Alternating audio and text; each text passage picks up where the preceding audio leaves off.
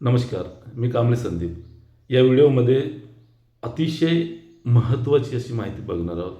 शिक्षण व्यवस्थेचे कसे लचके काढले जात आहेत, शिक्षकांची प्रतिमा कशी मलिन केली जात आहे या संदर्भामध्ये, आणि राज्याचा शैक्षणिक स्तर कशा पद्धतीनं मुद्दाम जाणीवपूर्वक जो आहे तो खाली ढकलला जातोय आणि याला सरकार कसं जबाबदार आहे, कशा पद्धतीनं पालक जबाबदार ठरले जातात त्या गोष्टीला, आणि कशा पद्धतीनं विद्यार्थ्यांचं जे नुकसान आहे ते गोरगरिबांच्या पाल्यांना शिक्षणापासून वंचित ठेवण्यासाठी कशा पद्धतीनं सरकार जे आहे ते पोषक वातावरण निर्माण करते आणि शिक्षण व्यवस्थेची एकंदरीत कशी लचके तोडली जातात कुत्र्यागत, त्या संदर्भामध्ये आपण माहिती बघणार आहोत.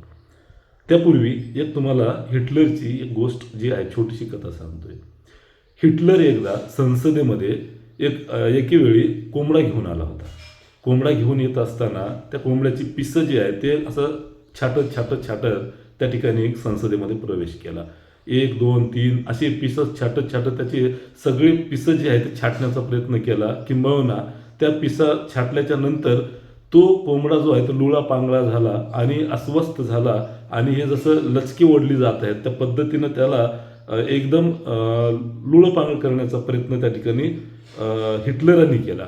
आणि हे करत असताना समोर जात तो लचके काढत समोर जात होता, आणि जाताना त्याला जे त्याचं खाद्य आहे दाणे, ज्वारी, तो दाणे त्याला टाकत तो जात होता. तो समोर गेला आणि तो कोंबडा जो आहे तो पिसं काढल्यामुळं पूर्णपणे तो अशक्त झाला कोंबडा, आणि चालत हिटलरपर्यंत तो चालायला लागला. आणि तो पिसं काढल्यामुळं पूर्ण अशक्त झाल्यामुळं तो लोळत इकडी तिकडी त्याचा तोल जाऊन तो पडू लागला, आणि तो टाकत असलेले दाणे जे आहेत ते खाण्याच्या हेतूने तो त्यांच्यापर्यंत पोहोचला आणि हिटलरच्या पायाजवळ जाऊन तो कोसळून पडला. आणि कोसळून पडल्याच्या नंतर त्या कोंबड्याला त्यांनी ते ज्या दाणे होते ते टाकले, आणि तो हिटलर माईककडे गेला बोलायला आणि सांगितला की लोकशाही असलेल्या देशामध्ये गोरगरिबांची अवस्था या कोंबड्यासारखी आहे. अगोदर त्याला लचकी काढली जातात, त्याला त्रास दिला जातो गोरगरीब लोकांना, नंतर मग त्याचं पुनर्वसन करतोय अशा पद्धतीनं त्याला खायला दिलं जातं आणि त्याचं पुनर्वसन करण्याचा प्रयत्न केला जातो. मात्र लचके काढणारे कोण असतात, तर तेच सरकारमधले लोकशाही घटकातील जबाबदार लोक असतात. अगदी तशी परिस्थिती जी आहे ते महाराष्ट्रातल्या शिक्षण व्यवस्थेची झालेली आहे. अगोदर गोरगरिबांचं शिक्षण जे आहे, जिल्हा परिषदेच्या शाळा बंद करणे, नवीन संस्मान्यता धोरण, कमी पटांच्या शाळा असलेल्या शाळेवर शिक्षक कमी करणे, नंतर शिक्षणाची आणि शिक्षकांची प्रतिमा जी आहे ती मलिन करणे, शाळेला शिक्षक का द्यायचं नाही तर पालक जे आहे ते शाळेमध्ये विद्यार्थी टाकत नाहीत, ही सगळी जबाबदारी पालकांवर टाकायची. आम्ही तर समर्थ आहोत शिक्षण देण्यासाठी, गोरगरिबांच्या लोकांना शिक्षण व्यवस्था मोफत देण्यासाठी सरकार त्या ठिकाणी कटिबद्ध आहे असं सांगायचं, पुनर्वसन करायचं, कायद्याचं अंमलबजावणी करतो अशा पद्धतीच्या त्या ठिकाणी बाता करायच्या. मात्र कमी पटांची पटसंख्येची 8 टाकायची आणि दुसऱ्या बाजूला बेलगाम अशी फीस त्या ठिकाणी कुठलेही अंकुश न ठेवता इंग्रजी माध्यमांच्या शाळेला त्या ठिकाणी अनुदान द्यायचं. जिथं वाटेल तिथं इंग्रजी माध्यमांच्या शाळा कुठलंही बेलगाम नसल्या कारणानं बेलगाम अशी फीससुद्धा घ्यायची, आणि मराठी माध्यमांच्या गोरगरिबांचे शिक्षण जे आहे ते पालक त्या ठिकाणी आपल्या पाल्याला देऊ शकणार नाहीत अशा ठिकाणी अशा शाळा उभा करायच्या, आणि शिक्षक त्या ठिकाणी कमी प्रमाणामध्ये द्यायचं. म्हणजे 20पेक्षा कमी पटसंख्या असलेल्या शाळेमध्ये एकच शिक्षक आणि 10पेक्षा कमी पटसंख्या असलेल्या शाळेमध्ये एकही शिक्षक न देणे हे सरकारचं आडमुठं धोरण आहे. म्हणजे तिथले शिक्षण व्यवस्थेची लचके काढण्याचं आणि शिक्षकांची त्या ठिकाणी लचके काढण्याचं, पालक आणि पाल्यांना त्या ठिकाणी शिक्षण मिळू नये या संदर्भामध्ये ही करत असलेली अगदी हिटलरशाही पद्धतीची ही कार्यप्रणाली आहे. आणि दुसऱ्या बाजूला शिक्षकांची प्रतिमा मलिन करायचं. होय, काल परवा एक निर्णय आला सुप्रीम कोर्टाचा पिटिशन 5/2025 या निर्णयाचा, या अपीलचा अंतिम निर्णय 8 नोव्हेंबर 2025 या दिवशी आला. त्याच्यामध्ये देशामध्ये किंवा राज्यामध्ये जी काही कुत्री आहेत, सांगताना सुद्धा गजब वाटते, कुत्रे, मोकार कुत्रे जे आहेत श्वान आणि मानव या दोन्ही लोकांना, कुत्रा या मानव जातीला आणि मानव या कुत्रा जातीला दोघांनाही त्रास होतोय एकमेकाला त्रास होऊ नये, यांच्या दैनंदिन जीवनमानामध्ये एकमेकाला त्रास होऊ नये या कारणानं त्यांची गणना करण्याचं काम जे आहे ते शिक्षकांवर 8 नोव्हेंबर 2025 या दिवशी देण्यात आलं. आणि एरवी शिक्षक हा अशैक्षणिक कामापासून व्यस्त किंवा वंचित ठेवण्याचं काम इथलं शिक्षण क्षेत्र, इथलं शिक्षण एज्युकेशन डिपार्टमेंट वारंवार सांगते. किंबहुना काल परवा शिक्षण मंत्री यांनी अशैक्षणिक कामातून मुक्तता करा म्हणून पत्र जे आहे ते मुख्यमंत्र्यांना सुद्धा दिलेलं आहे. अनेक दिवसापासून अशैक्षणिक कामं शिक्षकांची जी आहे ते प्रचंड मोठ्या प्रमाणामध्ये ऑनलाईन ॲप, शिक्षक जणू काही तुम्हाला सांगतो इंजिनियर आहे अशा पद्धतीचे ॲपचे कामं त्यांची. त्या इंजिनियरला सुद्धा तेवढे ॲप वापरता येत नसतील, इतक्या मोठ्या प्रमाणामध्ये जे ॲप आहेत अशैक्षणिक कामं, हे माहिती भरा, ते ॲप काढा, हे ॲप ओपन करा, त्याच्यामध्ये ती माहिती भरा. ती माहिती भरण्याच्या अगोदर दुसरी 2 कामं येऊन जातात. प्रचंड मोठा ताण जो आहे तो शिक्षकांवर जे आहे ते ऑनलाईन कामाचा, अशैक्षणिक कामाचा त्या ठिकाणी भडीमार केला जातो आणि त्यांना शिकवण्यापासून वंचित केलं जाते. हे कामं का कमी होते की काय? यानंतर शिक्षण आयुक्तांनी एक पत्र काढलं आणि मुख्याध्यापकाला नोडल अधिकारी म्हणून त्या ठिकाणी नियुक्त करण्यात आलं, श्वान पथक जे असते श्वान गणना करण्यासाठी. आणि नपा, मनपा, जिल्हा परिषदेच्या सगळ्या आस्थापना, सगळ्या शिक्षकांना जे आहे मुख्याध्यापकांना नोडल अधिकारी करून गावातल्या आपल्या जे मोकार कुत्रे आहेत त्याची संख्या मोजायची, गणना करण्याचं काम त्यांच्यावर दिलं.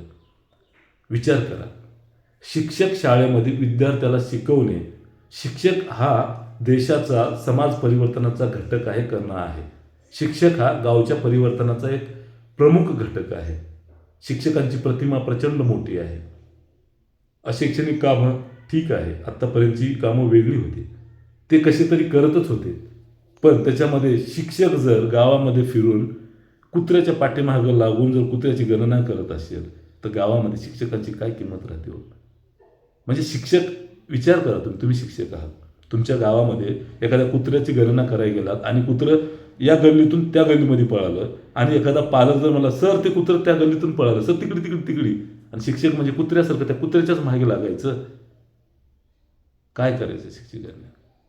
म्हणजे समाजामध्ये शिक्षकांची प्रतिमा जी आहे ना, जी प्रतिमा होती त्याचा स्तर जो आहे तो खालावला जातोय आणि ती प्रतिमा मलिन करायची अशा पद्धतीचं काम जे आहे ते सरकारचं सुरू आहे. त्यामुळं एका बाजूला शिक्षणाचा दर्जा खालावला गेलाय. 1 नंबरला असलेलं शिक्षण राज्याचा दर्जा पूर्णपणे 7व्या-8व्या नंबरला तो गेलेला आहे. का गेलेला आहे? तर ह्या अशाच कारणामुळं. शिक्षकाला शिकवू द्या, शिक्षकाला शिकवण्यापेक्षा इतर कामं लावू नका. शिक्षकाचं काम आहे शिकवणे, ही कामं करा. सरकारने या सगळ्या गोष्टीचा निर्णय घेताना विचार करायला पाहिजे, शिक्षकांचा आदर करायला पाहिजे. समाज परिवर्तनाचा घटक असलेला हा शिक्षक, याची प्रतिमा जी आहे ती मलिन होते. त्यामुळे कुठेतरी या सगळ्या गोष्टीचा विचार करून शिक्षकाला शिकवण्यापासून दूर ठेवणे, समाजामध्ये असलेली प्रतिमा शिक्षकांची कमी होता कामा नये. आजही शिक्षकाला त्या ठिकाणी गावामध्ये सेवानिवृत्त जरी शिक्षक असला तर त्याची प्रतिमा जी आहे ती फार मोठ्या उच्च कोटीची आहे. देवाप्रती त्या धर्म म्हणजे देवता समान जे आहे ते शिक्षकाला त्या ठिकाणी गणना जाते. गावामध्ये प्रचंड मोठा आदर आहे. तर अशा आदर असलेल्या शिक्षकाला शिक्षक काही म्हणत नसला तरी त्याची प्रतिमा मलिन करण्याचं काम करू नये. सरकारला, मायबाप सरकारला एवढीच विनंती आहे की शिक्षकाला शिकवू द्या. असे कामं लावून त्यांची प्रतिमा समाजामधली, गावामधली, देशामधली, राज्यामधली मलिन करू नका. पुरोगामी महाराष्ट्र आहे हे. देशाला दिशा दाखवण्याचं काम पुरोगामी महाराष्ट्राने केलेलं आहे. इथल्या समाजसुधारकांनी केलेलं आहे. शाहू फुले, आंबेडकर, शिवाजी महाराज, सावित्रीबाई फुले, क्रांती ज्योतिबा फुले, कर्मवीर भाऊराव पाटील, देशमुख साहेब, या सगळ्यांनी जे आहे ते शिक्षणाला जे आहे वंचित असणाऱ्या घटकांना शिक्षणापासून, या शिक्षणाच्या प्रवाहात आणण्याचं काम केलं आहे. आणि त्यांनी सुद्धा शिक्षकांना प्रचंड मोठा आदर केलेला आहे. या शिक्षणाचं जे आदर आहे ते कमी होता कामा नये, शिक्षणाचा स्तर जो आहे तो कमी होता कामा नये. त्यामुळं मायबाप सरकारने या गोष्टीकडे लक्ष दिलं पाहिजे. हिटलरसारखं शिक्षकांची प्रतिमा जी आहे ती मलिन करण्याचं काम त्या ठिकाणी करू नका. नाहीतर कोंबड्यागत लचके काढण्याचं जर तुम्ही काम केलं तर एका काळी सरकार बी जे आहे ते तुमचे कार्यकर्ते कुत्र्यासारखे जे फिरतात ना, तुमची सुद्धा कुत्र्यागत अवस्था केल्याशिवाय राहणार नाही. तर एवढंच सांगायचं आहे मित्रांनो. कुठेतरी हे चुकीचं होतंय, हे थांबलं पाहिजे. त्यामुळं समाजामधील समाज घटकातून जाणकार लोकांनी समोर आलं पाहिजे, विरोध केला पाहिजे, निर्णय मागे घेतली पाहिजेत, पालकांनी विरोध केला पाहिजे. शिक्षकांना शिकवू द्या आणि शिक्षकांना शिकवलं तरच या ठिकाणी देशाचा, राज्याचा, गावचा विकास होईल. नाही तर हे कार्यकर्ते म्हणून विद्यार्थी शिकले तर या कार्यकर्ते मिळणार नाहीत नेत्यांना, आणि विद्यार्थी शिकले नाही तर गावातले कार्यकर्ते मोक्कार कुत्र्यासारखे पांढरे कुत्रे तुम्हाला मिळतील. नाही तर शिक्षण करून जाणकार झाले तर तुमचे झेंडे कोण पकडावं अशी पंचायत निर्माण होते. म्हणून शिक्षकांना शिकवू द्या. ग्रामीण भागातल्या तरुणांनी या गोष्टीकडे लक्ष दिलं पाहिजे. ग्रामीण भागातल्या पालकांनी, जाणकार पालकांनी याकडे लक्ष दिलं पाहिजे आणि अशा निर्णयाचा वेळीच बंदोबस्त केला पाहिजे. एवढंच या व्हिडिओमधून संदेश द्यायचा आहे. थांबतो. धन्यवाद. जय भीम, जय शिवराय.